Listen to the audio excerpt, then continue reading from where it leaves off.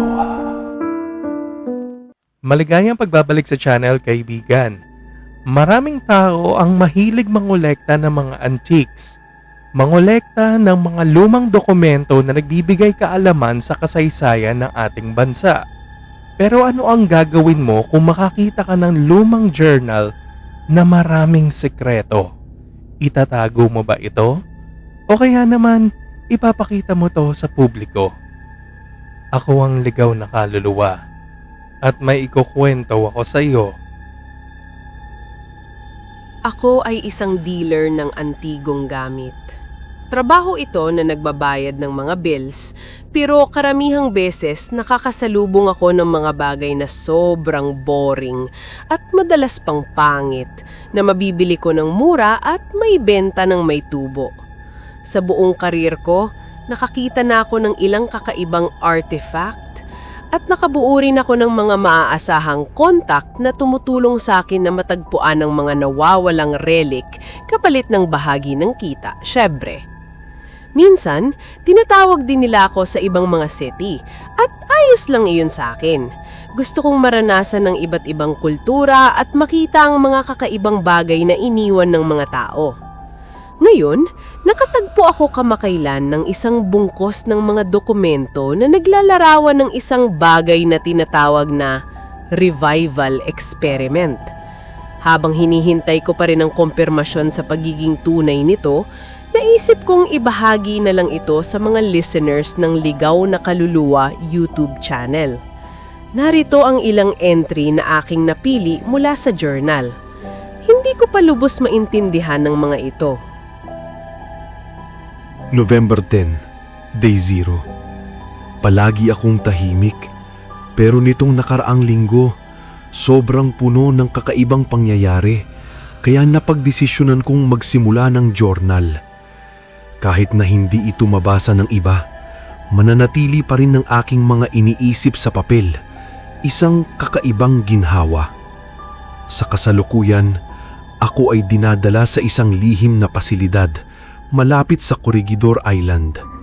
Sinabi sa akin na ito'y isang bunker sa ilalim ng lupa, isang lugar kung saan maipapakita ko na ang aking buong potensyal sa science at biology.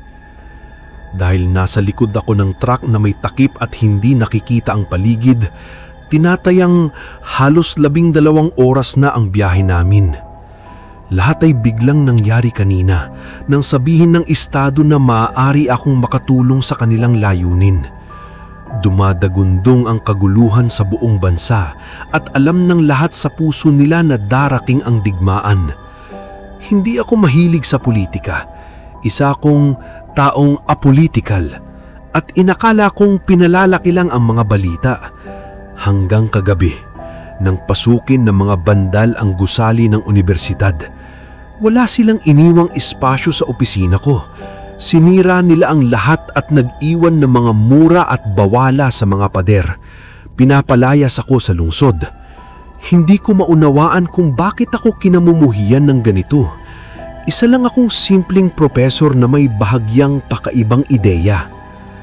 Pagsapit ko sa opisina ko kaninang umaga para linisin ang natira, sinalubong ako ng 2 lalaki sa makintab na unipormeng militar. Sa simula, nalito ako kung bakit sila militar at hindi pulis. Inakala kong tatanungin nila ako tungkol sa nangyari kagabi, pero wala silang interes doon.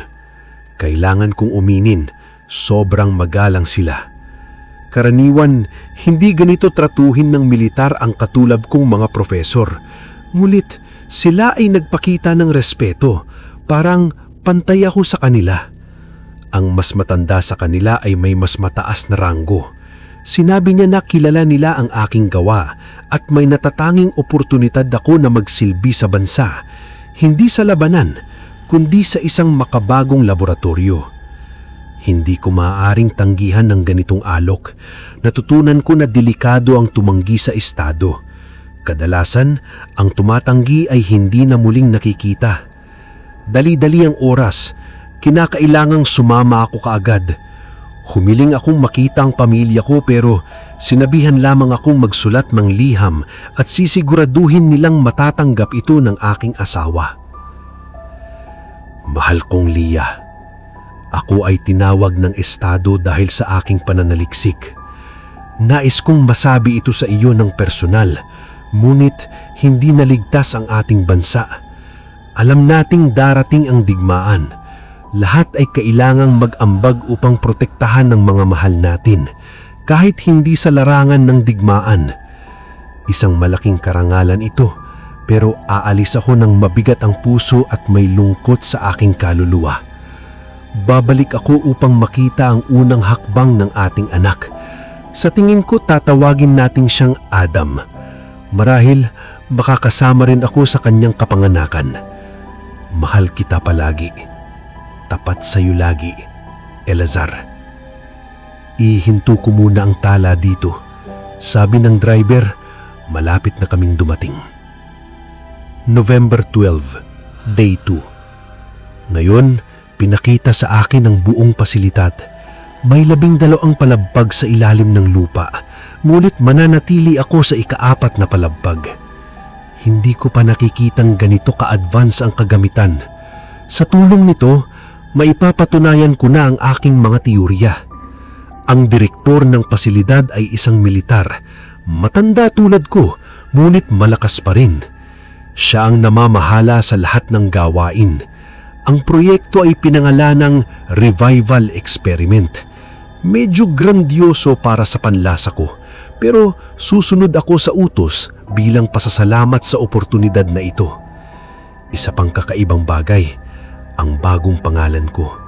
Sinabi ng direktor na para sa aking kaligtasan ito dahil hindi dapat maiugnay ang gawaing ito sa amin. Mula ngayon habang narito, tatawagin akong Nicolas. Nobyembre 17, Day 7. Sa nakaraang 5 araw, sinubukan kong ipaliwanag ang ideya sa likod ng proyekto. Sa mga pagpupulong, naramdaman kong marami sa kanila ang hindi lubos na nagtitiwala sa akin, maliban sa direktor na nagpakumbinsi sa kanila. Sinabi niyang mahalaga ang aking eksperimento para sa layunin ng estado. Simple lang naman, hindi ko nais baguhin ang realidad, kundi lumikha ng puwang sa oras. Ibalik ang mga tao ilang sandali bago sila mamatay. Mabubuhay sila, gulit hindi mababago ang nakaraan. Kailangan ng tumpak na kaalaman kung kailan at saan namatay ang isang tao, kaya limitado ang kakayahan ng makina. Ngulit, babaguhin ito ang daloy ng kasaysayan. Sa loob ng ilang araw, bibigyan ako ng kumpletong kontrol sa ika-4 na palapag, kasama ang 17 kasamahan. June 22, Day 995. Halos 3 taon na mula nang pumasok ako sa pasilidad na ito. Maraming pagsubok ang aming hinarap. Halos nawalan na ako ng pag-asa. Ang malayo sa pamilya ay nagpapasira sa isip ko. Hiniling kong makita sila kahit isang beses, pero tinanggihan ako. Ipinanganak na ang aking anak. Hindi ko narinig ang kanyang unang salita. Hindi ko nasubaybayan ang una niyang hakbang. Sana'y malusog siya. May narinig akong bulong-bulungan tungkol sa isa pang proyekto na nagaganap sa Europe, Operation Barbarossa. Ngunit di malinaw dahil ayaw nila magbigay ng detalye. Alam kong nagaganap ang digmaan. Maraming buhay ang nawala. Malapit na sigurong maging handa ang prototype. Sana'y pagkatapos nito, makita ko ang pamilya ko muli. November 3, Day 1089. Ito'y gumana. Sa wakas, gumana na ang makina. Kagabi, matapos ang buwan ng paghahanda, sinubukan namin ang prototype. 7 subject lamang ang kinuha mula sa mga larangan ng digmaan. Layunin, obserbahan ang kanilang kalagayan pagkatapos maibalik sa buhay ang bangkay nila. Lahat ng superior, kasama ang direktor, ay naroon. Ako ang pinalad na i-activate ang makina. Habang umiikot ang mga pylon, tumaas ang tensyon. Lumabas ang maliwanag na asul na liwanag mula sa core. Tumayo kami sa katahimikan habang lumalala ang liwanag. Biglang lumitaw ang 7 maliit na portal. Mula dito, bumagsak sa sahig ang 7 lalaki. Buhay sila. Hindi pagising, ngunit buhay. Kumpirmado ng ID nila. Lahat ay namatay sa parehong labanan, ngunit hindi nagkakilala. Ngayon ay kasama na nila kami. Ligtas sa digmaan. Isang tagumpay na tatatak sa kasaysayan. Wala ng ulilang asawa. Wala ng anak na walang ama. Nailigtas ko sila. November 10, Day 1096. Nagpahinga ang mga subject ng halos isang linggo. Ngayong umaga, sabay-sabay silang nagising. Sa simula, walang nakipag-usap. Gising ngunit walang reaksyon, walang laman ang isipan. Pagkalipas ng 3 oras, nagsalita ang una. Ikinuwento niya ang kanyang kamatayan, isang bagay na imposible. Dapat ay nakuha ang kaluluwa niya bago ito nangyari, ngunit naaalala pa rin niya. Alam niyang dapat patay na siya, ngunit kalmado lang. Walang saya, walang damdamin. Ngayong gabi, mahirap matulog. Hindi na ito tungkol sa kaligtasan. May madilim na sikreto ang nagkukubli sa portal ng mga patay. December 12, Day 1128. Naiintindihan ko na ang lawak ng aking pagkakamali. Isang buwan na mula nang magising ang mga subject. Hindi ko na sila matatawag na tao. Hindi matapos ang kanilang ginawa. Walang takot, walang pagnanasang mabuhay. Isa-isa, sila ay nawala sa digmaan. Tumakas. Pagkukulang namin. Ngunit patuloy ang direktor. Sinasabi niyang maaayos ang makina. Ngunit natutunan ko lang kung paano patagalin ang kamatayan. Setyembre 8, Day 1763. Halos nakalimutan ko na ang init ng araw o ang mukha ng aking asawa. Karapat-dapat na mapunta siya sa higit na tao kaysa sa isang halimawa na tulad ko.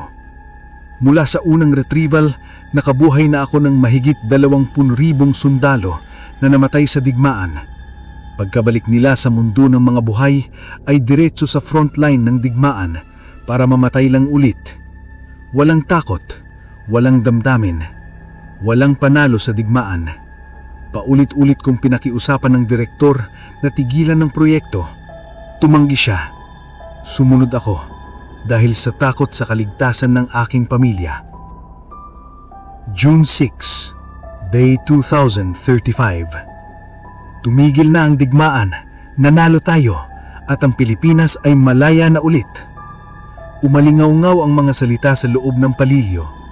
Pagkatapos ng ilang oras, sinabi sa akin na tapos na raw ang eksperimento. Akala ko makakauwi na ako sa pamilya ko. Mali pala. Nagpaumansi ang direktor. Sinabi niyang wala siyang magawa dahil utos mismo ito ng presidente. Hindi na ako makakauwi sa pamilya ko. Sabi nila, ipapadala ko sa lugar na ligtas para sa mga tulad ko. Sana'y makita ko ang asawa at anak ko muli dahil iniintay na nila ako doon. Hindi ko pa naririnig ang lugar na pupuntahan. Tinatawag itong Camp O'Donnell ng mga gwardya. Nasa Capiz, Tarlac daw. Sana'y maganda doon. Sana'y makapagsimula ulit ako ng panibagong buhay kasama ang asawa at anak ko.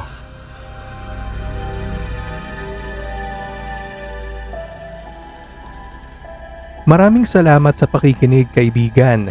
Kung nagustuhan mo ang storya natin ngayong gabi, pwede mo bang bigyan ng like ang video na ito?